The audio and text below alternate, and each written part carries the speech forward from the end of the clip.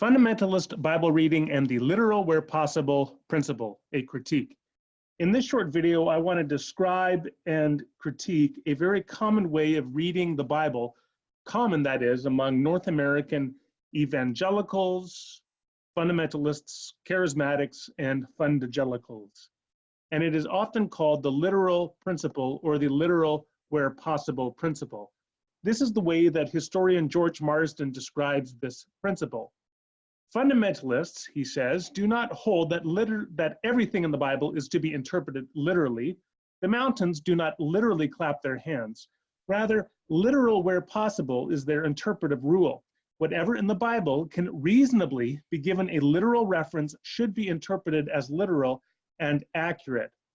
Now, Marsden is a historian. He does not himself hold this view, but I think it might be helpful to take a look at somebody who does, and that is the fundamentalist theologian John Walvoord.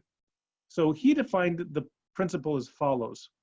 The most important point in interpretation of the Bible is to recognize that the Bible is normally a literal expression of what God wants to communicate. Walvoord continues, a basic rule is to interpret the Bible in its natural sense, unless there is a good reason for believing that a figure of speech has been used.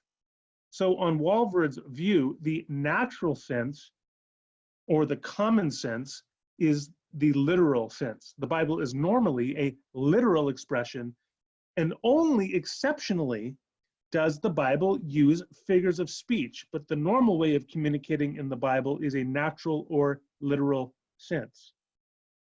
So that's the literal where possible principle, and it is very widely held among North American conservative Protestants. According to a 2007 Gallup survey, approximately 1/3 of American adults believe the Bible is the actual word of God, and this is the key point, it is to be taken literally, word for word. That is the literal where possible principle. Take it literally, word for word. And note that this is 1/3 of not American Christians or American evangelicals, it's 1/3 of American adults altogether, which, given that evangelicals are a minority of the American population, that would be a very large percentage of evangelicals assume the literal where possible principle when they read the Bible.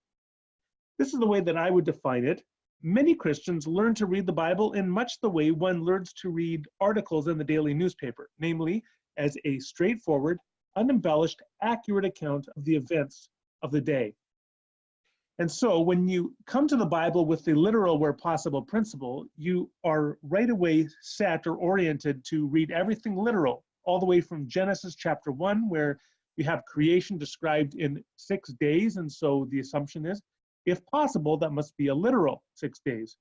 And that continues straight on to the end of the book, Revelation chapter 20, when you have the devil being locked into a pit for 1,000 years. And the assumption is that it must be a literal 1,000 years, and the devil must be locked into a literal pit and must literally be falling in that pit for that 1,000 years. As the bumper sticker puts it brusquely, God said it, that settles it. From Genesis to Revelation, you interpret everything in the natural sense, and that is the literal sense, unless you have those exceptional cases that Walvoord notes where there might be a figure of speech involved within the text. So what is the problem with this literal where possible principle? I want to identify 4 problems. The first problem is the problem of cultural distance. Now here's a little story. Jefferson Fish is a North American psychologist, and he went over to a conference in Britain, and he was having this nice meeting, a conversation with a female colleague at one of those wine and cheese receptions in the evening. And as their conversation, which was very professional and proper, as it began to wind down, this young lady said to him, "I'll knock you up in the morning." And Dr. Fish was rather taken aback. Indeed, he was shocked at this indecent proposal, because this young woman seemed to be suggesting that they have a sexual liaison in the morning. But fortunately, that's not what she meant at all. What she was simply meaning to say in British parlance is, "I'll knock on your door in the morning," or "we will continue the conversation in the morning." Now think about this for a moment. Here you have a contemporary American English speaker and a contemporary British English speaker. And although they speak the same language, and in fact they share professional interests, and they live at the same time, share much of the same culture, even in this case, you can have misunderstandings that are so sufficient that they can lead to complete communication breakdown at certain points. Now move for a moment from the contemporary English speaker and a contemporary British speaker to a contemporary English reader reading a text that was written 2,000 to 3,000 years ago in an alien culture, in a Mediterranean Roman culture perhaps, or in a Babylonian culture, or in an Egyptian culture, or in an ancient Near Eastern Hebrew culture, and written in a foreign language, in Hebrew or Aramaic or Greek, in an alien literary form perhaps, and in an alien historical context. In that context, what are the possibilities that that reader, that English reader today, might misunderstand what that ancient text is saying? That he or she might think something seems common sense and obvious, and in fact, they have the completely wrong reading of the text. In short, the first problem with the literal where possible principle is that it assumes that something which appears to be a common sense, natural, and literal reading or meaning to a contemporary English reader may be completely different when it comes to the original readers of the text 2,000 to 3,000 years ago. The second problem deals with a fundamental misunderstanding of how language functions.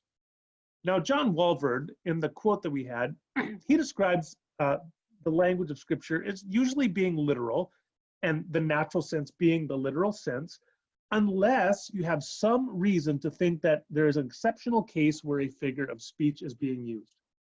The picture seems to be something like this brick wall, where each one of these bricks represents a sentence. And most of the sentences are literal, and only occasionally will you have a sentence which might be colored with a figure of speech, as it were, ornamented, and it would stand out. And in that case, you could interpret it non-literally because you identify that it has a figure of speech, but in the vast majority of cases, the language is straightforward and to be taken literally. This is a fundamentally misguided understanding of the way that language functions. And if there is one message from the philosophy of language in the last 40 years, it is that this is an unworkable conceptual framework for language. C.S. Lewis recognized this many decades ago, and in one of his books, he described it as the following. When a man says that he grasps an argument, he is using a verb, grasp, which literally means to take something in the hands. But he is certainly not thinking that his mind has hands or that an argument can be seized like a gun. To avoid the word grasp, he may change the form of expression and say, I see your point, but he does not mean that a pointed object has appeared in his visual field. He may have a third shot and say, I follow you, but he does not mean that he is walking behind you along a road.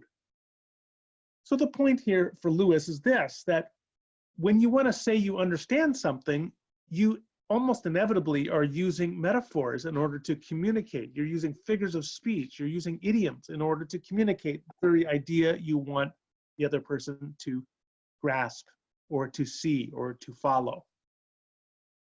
In fact, the very word understand is arguably a dead metaphor. By the way, the term dead metaphor is itself a living metaphor. How's that for interesting? But a dead metaphor is the idea of something that used to be metaphorical, such as standing under something in order to see how it works, as a metaphor or an image for the conveyance of understanding or conveyance of comprehension.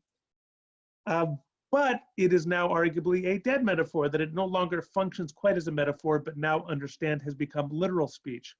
But see, this is the nature of language. It is always living and changing, and figures of speech are interwoven in the way we speak. Did you see what I did there? Interwoven? Or if I were to say that language is saturated with metaphor, or that it is full of metaphor, in those cases as well, I'm using metaphor, because as Lewis is pointing out here, metaphor comes naturally to us. Figures of speech come naturally to us. Idiom comes naturally to us. Lewis, in fact, in this quote, says, you may have a third shot. Well, third shot is yet another metaphor to describe the attempt to explain something or to do something as firing a gun at something. We are creatures of metaphor. We are creatures of non-literal speech. So if you want to think about the nature of language, it is not like this white wall at all. As Lewis says, it is a serious mistake to think that metaphor is an optional thing which poets and orators may put into their work as a decoration and plain speakers can do without. Rather than a brick wall of whiteness, we can think of language more like this wall, a multicolored wall. And so John Walvoord's assumption that you interpret literally where possible and only if you have the exceptional case of a figure of speech do you revert to something other than literal interpretation represents a fundamental misunderstanding of how language functions. This brings me to my third problem with the literal where possible principle. The problem here is simply consistency. That those who espouse the literal where possible principle in name rarely follow it out consistently to its logical end. So think about the book of Revelation. Have you ever tried to read the book of Revelation literal where possible? Well, here's a passage from my book, What's So Confusing About Grace? And I talk about the problem there. I said, growing up, the fact is, when I was growing up in a fundamentalist church, the fact is that there was a lot of picking and choosing when it came to reading Revelation literally. For example, we convinced ourselves that a literal reading of the bizarre locusts in Revelations 9, 7-10 meant taking John's words as a first-century description of Apache military helicopters. Now that's an idea that I got from Hal Lindsey reading his dispensational works. And what's the evidence, you ask? As Exhibit A, may I draw your attention to John's suggestive reference to locusts with breastplates of iron and the thundering of many horses and chariots. As we were told, these phrases perfectly describe the helicopter's hull and propellers. So the idea here is that John is just literally describing whatever he's seeing, and he's using expressions from the first century to convey a literal description. But somehow we overlook the fact that John also describes these locust creatures as having women's hair and teeth like a lion. Needless to say, those features didn't seem to fit with a helicopter unless you're watching a Pixar movie or Thomas the Tank Engine. So problem 3, we do not consistently apply the literal where possible principle. In fact, we naturally either ignore certain things that don't conform to it, or we just lapse into treating them as non-literal, metaphorical, or figurative expressions, even though we could reasonably, or possibly at least, interpret them as a literal expression. And this brings me to my fourth and final observation, and really this probably is the most significant of all. Scripture is a diverse collection. Now, to make this point, I want to give you an illustration. 25 years ago, when I was studying English, one of our textbooks that was like the Bible for English literature was the Norton Anthology of American Literature. This is a collection of 2,000 plus pages of writings that tell 400 years of the story of the American experience in an edited volume, and it includes all sorts of writings, pamphlets, poems and pamphlets, short stories, novellas, philosophical essays, theological essays, ethical disquisitions, social justice manifestos, satires, and so on. If I had told my teacher, my professor, that I was going to interpret every one of these writings literal where possible, she would have looked at me like I was crazy and failed me for the course. Because the point is, as we recognize, that you ought to interpret each one of these writings in its historical context and with attention to its literary context, which means its literary genre, the kind of writing that it is, which sets up the framework for how to interpret it. The Bible is no different than this. We can think of the Bible analogically as God's anthology of his people, Israel and the church, and it too is a collection of dizzying complexity, indeed far more complex than the Norton Anthology. And so if we ought to interpret the Norton Anthology with attention to its literary and historical context, so it is with the Bible. And so this is a deeply misguided reading of Scripture. And we ought to recognize it as such and reject the literal where possible principle. Thank you.